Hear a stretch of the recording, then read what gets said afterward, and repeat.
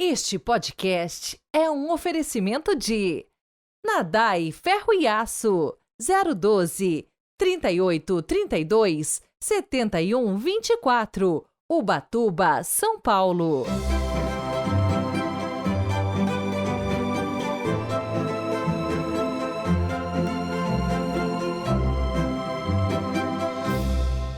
Sábado, 27 de janeiro de 2024. Sejam muito bem-vindos. Hoje quero mandar aquele super abraço para o ouvinte Gustavo Siqueira, da cidade de Itapeva, Minas Gerais. E também para 2 aniversariantes, os parabéns atrasado. Está valendo, porque as orações não têm dia e nem hora. Então, meus cumprimentos para o Rubens Negrão e para o Valdemor Santana, de Rolândia, aqui no Paraná, que fizeram aniversário no dia 20 deste mês. E também quem fez aniversário no dia 25 foi o Tiago Terrezan, na cidade de Santa Rita do Passa Quatro, São Paulo. Meus parabéns para vocês e tenho certeza de que estão nas minhas intenções e orações deste dia. O evangelho de hoje descreve a tempestade no lago e Jesus dormindo no barco. Nós muitas vezes nos sentimos como que barcos perdidos no mar da vida, sem muita esperança de conseguir chegar ao porto.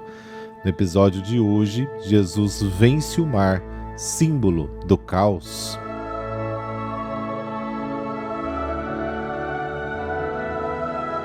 Pelo sinal da Santa Cruz, livrai-nos Deus, nosso Senhor, dos nossos inimigos. Senhor nosso Deus, fonte de salvação, fazei que o testemunho de nossa vida exalte sempre a vossa glória e mereçamos cantar nos céus o vosso louvor eternamente. Amém.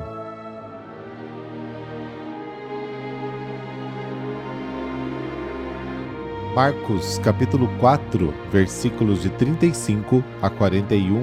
O Senhor esteja convosco, Ele está no meio de nós. Proclamação do Evangelho de Jesus Cristo segundo Marcos. Glória a vós, Senhor.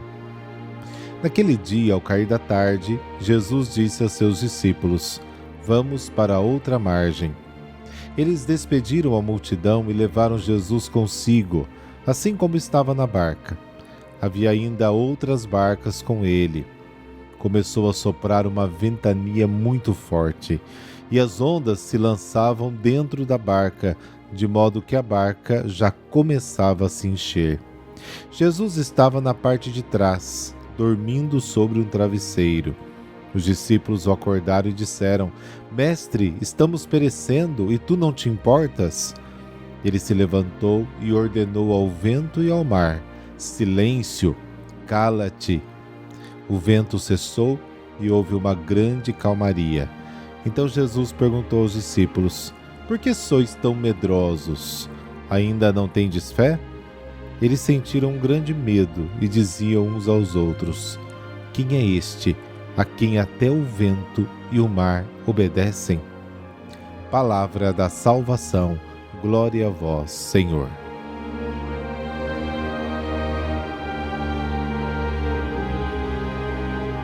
A linguagem viva dessa história é como uma sequência de filme que envolve o leitor no acontecimento.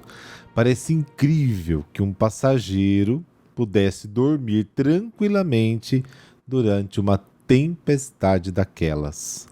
A história lembra o livro de Jonas, que diz: O Senhor soltou um vento forte sobre o mar, e uma tempestade tão grande veio que o navio estava prestes a afundar. Enquanto isso, Jonas, tendo descido ao lugar mais secreto do navio, foi para a cama e dormia profundamente. Gênesis, capítulo 1, versículo 4. E continua assim: O capitão da tribulação aproximou-se dele e disse: Por que você está dormindo? Levanta-te, invoque o seu Deus, talvez se importe conosco e não pereçamos. Jonas se declarou pecador, foi lançado ao mar, e o mar acalmou sua fúria. Jesus é o Santo de Deus, que domina o mar com o seu poder divino. E para compreendermos o poder demonstrado por Jesus nesta ocasião, Devemos entendê-lo como um exorcismo da tempestade. E as palavras com que Jesus comanda o mar são as mesmas, quando ele expulsa demônios. O poder de Jesus sobre o vento e o mar demonstra que ele domina os poderes demoníacos. O mar é simbólico. Jesus repreende o vento como fez com os espíritos imundos. Você pode ver, Marcos capítulo 1, versículo 25, 3, versículo 12. Com a mesma injunção, silencia o mar que contém uma multidão de demônios que dificultam com todas as suas energias o caminho de Jesus rumo aos territórios pagãos onde eles têm a sua sede. O homem bíblico considera o mar como lugar onde se reúnem as forças do mal que só Deus pode dominar. Os Salmos, em particular, contêm alusões à luta vitoriosa de Deus contra o monstro marinho do caos primitivo. Salmo 89, 93, 104. Contra as águas do mar dos juncos ou do rio Jordão, Salmo 74, 77 e 78. Ou, mais simplesmente, contra as ondas que atacam os marinheiros, Salmo 107. Então, a ação de Jesus, como a de Deus, é instantânea e eficaz. Os discípulos têm medo de se aprofundar em Cristo, não têm muita fé nele. O batismo, o que é o batismo? É aprofundar-se em Cristo, estar associado a ele na sua morte e ressurreição. Essa história é um exercício batismal, para ver se a palavra produziu o seu fruto, a confiança em abandonar a nossa vida nas mãos de Jesus, que morreu e ressuscitou. No mesmo dia das parábolas, os discípulos foram reprovados no exame, mas a experiência não é inútil. Os desperta e levanta neles a questão: quem é então este homem a quem até o vento e o mar obedecem? E esta é a questão fundamental de todo o Evangelho.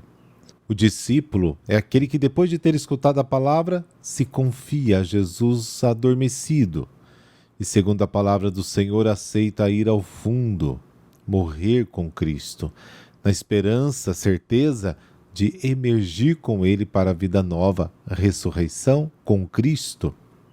Esta palavra é certa, diz 2 Timóteo capítulo 2, se morrermos com ele, também viveremos com ele.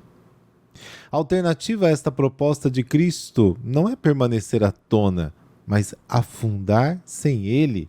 Este é o problema. A fé consiste em não ter medo de ir mais fundo com Jesus e aceitar dormir junto a ele, que dorme para estar conosco. E confiar a nossa vida, a nossa morte, os nossos medos ao Senhor da vida, que cuida de nós precisamente com o seu sono. A sua morte realiza a salvação. Mesmo o detalhe que descreve Jesus dormindo na polpa do barco não é secundário. A polpa é a parte do barco que afunda primeiro. Jesus nos precede no naufrágio da morte e no despertar da ressurreição, para exorcizar os nossos medos e nos inspirar uma fé confiante e ativa.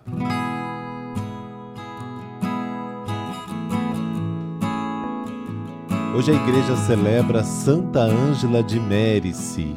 Ela nasceu em 1474 na cidade de Desenzano, Itália, uma família pobre de bens e riquíssima de espiritualidade. Desde a infância desejava a vida religiosa, gostando de ler sobre a vida dos padres do deserto e imitar como podia suas duras penitências. Cedo ficou órfão de pai e mãe e foi morar junto com a sua irmã menor na casa de um tio. Porém, esses dois faleceram também. Dedicou-se então, já na plena juventude, a desenvolver o projeto de educar as meninas e as jovens, particularmente as mais expostas aos perigos morais. Acompanhada de outras jovens, visitava as prisões e hospitais e cuidava dos pobres e abandonados.